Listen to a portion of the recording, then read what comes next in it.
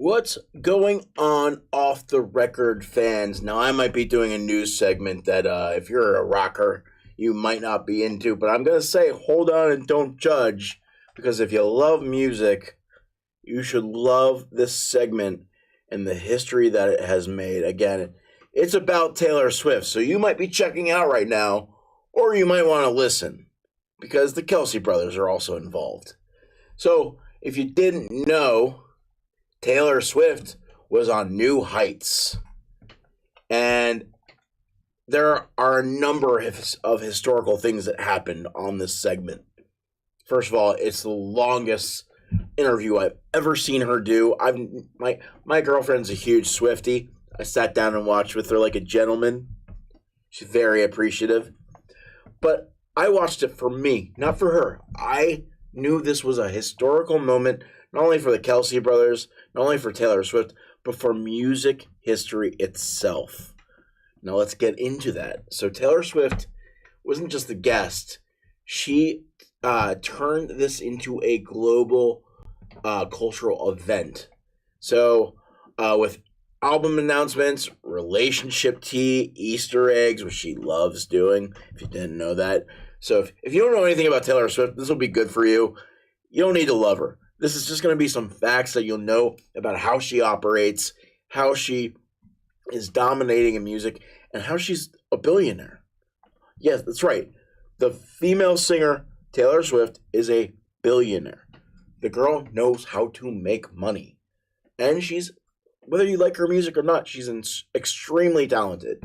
So she even talked about sourdough bread theories during this podcast. Yeah, I said sourdough bread theories. Blueberry cinnamon. I believe she said like a lemon something. It blew my mind. So let's break everything down. So the big reveal. Taylor officially announced her 12th studio album on the show, The Life of a Showgirl. It's going to be dropping October 3rd. Also, Thrice has an album coming out that I can't wait about. I'll do a segment on that. Separate this. That's my real love, Thrice. So, but just 12 tracks, short and focused, with titles like The Fate of Ophelia, Elizabeth Taylor, and the song Cancelled, and a closer featuring Sabrina Carpenter, which I can't wait to listen to. And yes, one of the tracks is a reimagined George Michael's cover of Father Figure. Swifties are just losing their minds over this New Heights episode. My girlfriend was stunned the whole time. I'll tell you the one thing that stunned her is, and we'll get into the relationship, the Kelce story. But Jason Kelce has children, and she goes, they're gonna have Taylor Swift as their aunt. I was like, yeah, that's how that works. Blew her mind. She couldn't imagine being a child having Taylor Swift as an aunt. That never entered her mind. What entered my mind was Jason Kelce said, yeah, Taylor knitted a sweater for my kid and everything. And all I thought was, how much can that kid auction that sweater for? What would you pay as a Swiftie for a knitted sweater for a child? Anything knitted by Taylor Swift, hand knitted, hours of work by Taylor Swift. What would you pay? I would love, comment below on what you think that would auction off for. I digress. So let's get into her creative process.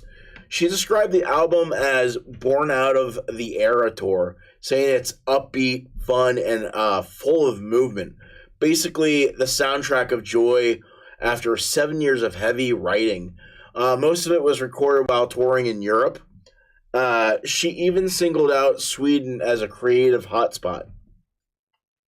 So, what I find this really cool as a musician who writes music is you're on literally one of the biggest tours that anyone has ever done. The Eras Tour grossed $1 billion or something like that. It was insane.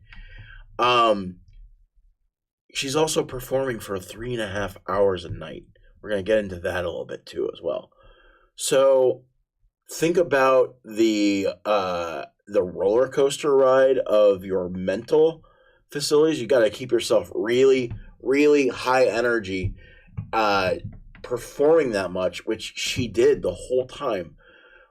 I'm really excited to see how this album comes out, because we're talking about 12 years, 15 years of making music steadily, and she did this while she was like, it was like a legendary tour, a lot of work every night, and she was still writing and recording this album. I'm really stoked to see what she comes up with. So let's get into one of the things that I found very emotional for me. I could really feel her emotions over it, was owning her work. So Taylor confirmed that she now fully owns her masters and her first 6 albums. She revealed her family actually stepped in to help negotiate the deal with Shamrock Holdings. For Swift, this was a teenage dream finally realized. Now, I think that's a very mild way of putting it. You could see in her face, Shamrock Holdings wasn't the first company to own her music. So it was already sold out from underneath her. I believe she said it was at least once. It might have been twice.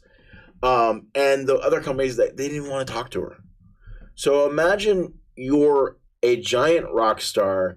You're playing for almost 10 years. And you want to own your music. She also wanted to own the art behind the music, the music videos, the art she made. If you don't follow anything about Taylor Swift, she controls everything that is put out is controlled by her. She has her own team. Everything is mastermind Taylor Swift. Everything. And she didn't own a part of her legacy, a part of her... let's look at it like a house. Imagine if you build this house, but you don't own the basement or the subfloor or the first section that you were building for the first 6 months of the year that took you to build it. It's an odd thing to grasp, and from a creative, artistic mindset, that can really, really mess with your head. The fact that you don't own your own hard work. So it was really cool to see her. She got emotional about it. You could see how hard she worked to obtain her music, and she failed. And that's another thing that people don't realize when they look at people who are successful. Like, oh, they've got all this stuff. They have all this. Yeah, but how many times did they fail? How many times were people saying, you need to give up. You need to stop. Grow up. And she didn't. She kept pursuing what she wanted, and she got it. And that was what was really cool, was to watch her delighted in the fact that she owned all of her music. It's very unheard of in the music industry. So let's get into the Kelce love story. So Taylor and Travis went on, they were full rom-com, retelling their origin story, and yes, the infamous friendship bracelet at Arrowhead, Travis using New Heights as a dating app, basically, and Taylor calling him the guy who knocked her socks off. So Travis doubled down by saying that she makes him a better person every day. And if you didn't notice during the interview, first of all, I'm sorry, I should have started this segment with hats off to Jason Kelce, because that intro that he gave for Taylor Swift was amazing. As an MC, as a podcast, I don't know if you can call these podcasts, as an interviewer, it was masterfully done. It was masterfully written. This was really cool. I've always seen segments of them at the games or at some sort of event where they're together and they're hand in hand or whatever. But there's really not a lot of... you don't get to see the interactions. The couple telling a story and how they slightly hold each other, or how Jason kept reminding us that he didn't know that word before he met Taylor. That's what I thought was really cool, was A lot of guys I see take the angle of, oh, well, she's demasculating him and she's blah, blah, blah. I don't see it that way. I see it as two very strong figures figuring out how to navigate a relationship. And that was what was really cool about this episode, was watching them come together and just talk like they're one. Not one, but they're a couple. They're a power team. It was really cool to see that interaction because, man, they get a lot of crap online. Anything Taylor does, anytime I post anything about Taylor on my social media for Off the Record, there's always 3 or 4 dudes. Who cares? I didn't ask. I thought it was refreshing to see two huge power celebrities just in love and they're working on it. It was really cool to see them interacting. So again, I talked earlier about how many hours she played for the Eras tour. So tour like an athlete was kind of the segment. She compared her tour prep to NFL training, talking about treadmill sprints while singing, endless physical therapy, and living with constant aches. So Jason and Travis they immediately related to the football grind culture that she was talking about, and making for one of the most authentic crossovers we've really seen between sports and Taylor Swift. And honestly, that was one of the cool things, was watching her talk about, I'm not a sports person. So in this instance, being a dude, I related more with Taylor Swift. I watched a lot of Eagles, a lot of sportsing last year because all the Philadelphia teams were doing great. But I'm not a sports person. And watching her talk about how much she's gained a love for watching sports, for watching football, learning football, the thing she was saying, my friends are shocked. So I thought it was really cool that they're both ingraining each other in their cultural backgrounds, which are completely different. She's a band nerd. She talked about when she was in high school, she was a band nerd. He was a jock. As they said when they got engaged, your coach and your high school English teacher are now getting married. And I think that's a really good analogy. It really shows their dynamics. And I thought it was really cool to see how much she really dived into sports. And I saw Gary Vee do a segment on this, and he goes, yeah, people are going to talk crap about Taylor Swift. But he said one of the cool things that he is noticing is daughters are getting into football now. So now you have the interaction where the father can now take his daughter to a football game. We're talking about life moments, life-changing moments, and interactions. I think that's really cool to see what Kelce and Taylor are doing with families. I think that's awesome. So, again, her physique for the tour, we're talking about 3.5 hours. It's longer than a football game. She every night on tour. That's impressive. That is physically impressive. I'm sad I have to walk up the stairs after this. So let's get on to the rumors and the Easter eggs. So she addressed conspiracy theories head on in this segment, which again, this is the longest interview segment I've ever seen Taylor Swift do. So Taylor said that she doesn't engage with the wild internet speculations, and reminded fans that Easter eggs are about the music, not her personal life. And she flat out denied the rumors that she'd cameo and that she had a cameo in Happy Gilmore too. I don't know if you saw that, but Travis was in that. Great scenes. I really enjoyed Happy Gilmore too. Not everybody enjoyed it, but I had no expectations. I don't have a lot of expectations with cinema these days, but I really thought it was cool to watch them interact and talk about her Easter eggs, the Taylor lore, And again, it really goes into how much of a mastermind she is with her content and with her art. There's all these Easter eggs. If you don't know, it's talk to a Swiftie. They would tell you about it till you pass out.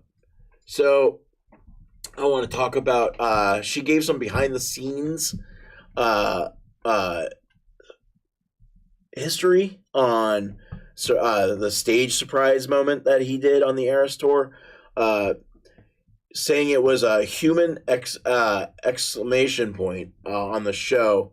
Nothing planned on that, but she loved how it played out.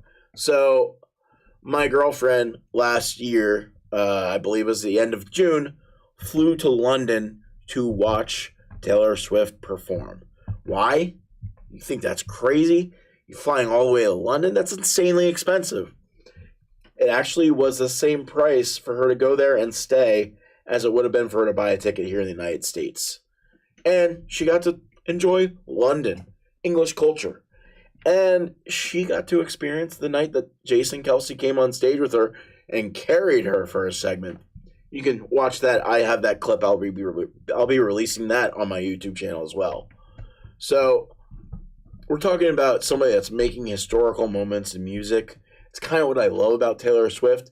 Again, I'm not huge on her music. I love the stripped down studio sessions she does where they're not as overproduced. But let's get into some quirky moments of this segment as well.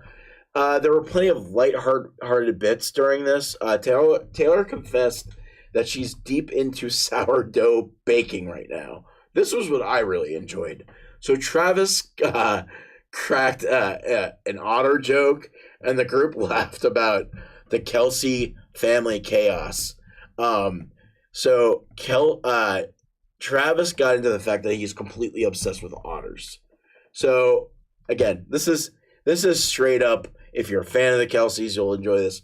But he doesn't want to meet an otter in a zoo. He doesn't want to meet an otter that's in captivity. He wants to meet a wild otter. I get it. These guys have money. They can take their dreams and push them even further up than we do. But they also talked about the different sourdough breads that Taylor makes. And I believe Jason Kelce might have said his wife started getting into it as well. But some of the flavors they talked about sounded amazing. Like blueberry, cinnamon, and then like there was a lemon one. Very it's very mom makes sourdough bread moment. It was cool. So, and then let's get into the kind of the final moments and the final ideas of this episode. Again, like I said, this was a historical moment in music and in podcasting and YouTubing. The podcast was a record breaker. So the episode briefly glitched and went dark near the end, but that didn't stop them from breaking records. There were over 1.3 million live viewers during the segment. My girlfriend and I were a little late. I think we watched like a half an hour into them filming. 13 million views in the first 24 hours and almost 500 million cross-platform views once the clips went viral. So Kelce even jumped on her own podcast to jokingly congratulate Taylor for dethroning her as the previous record holder on the show. So that's one of the things I was talking about with this being a historical podcast segment is the amount of views they got and the amount of time Taylor Swift was talking. I don't think there are any. If you know of any interviews, comment down below if you can send me the links to them. I'd love to watch them. But we were talking about this was like an hour and a half podcast episode or more, and I thought it was kind of cool to see her really talk, but not only talk about her music and herself, but talk about it with her significant other. So in some of the previous segments, I've gone through the list of people she's dated, and every time she's dating a celebrity, it's a very hush-hush thing. Because, again, she gets a lot of hate. She gets a lot of online criticism. And when you're dating another celebrity, it's even more. So this is the first time really I've seen her coming out and talking with somebody she's dating and and just being out there for the public to watch them. I thought it was cool. You might not have unless you're a Swiftie, but I don't care. So between the new music, the tour insights, the relationship moments, and the record-breaking numbers, this was more than just an interview. It was Taylor Swift taking over yet another arena. It was a digital arena. So October 3rd is circling on every Swiftie's calendar right now. What tracks are you most excited to hear on the life of a showgirl? Drop the pics in the comments down below. Make sure you subscribe to the channel. I thought it was when she showed the artwork and the photography. I thought that was really cool. It's all showgirl themed. It's very beautiful. She always looks gorgeous. It's Taylor Swift. But tell us what track you're excited for. Tell us what your favorite moment of the show was. I want to hear from you guys down below. Thank you for watching. And if you haven't subscribed, make sure you do and share the show with a friend. Swifties, have a great day. Enjoy the news.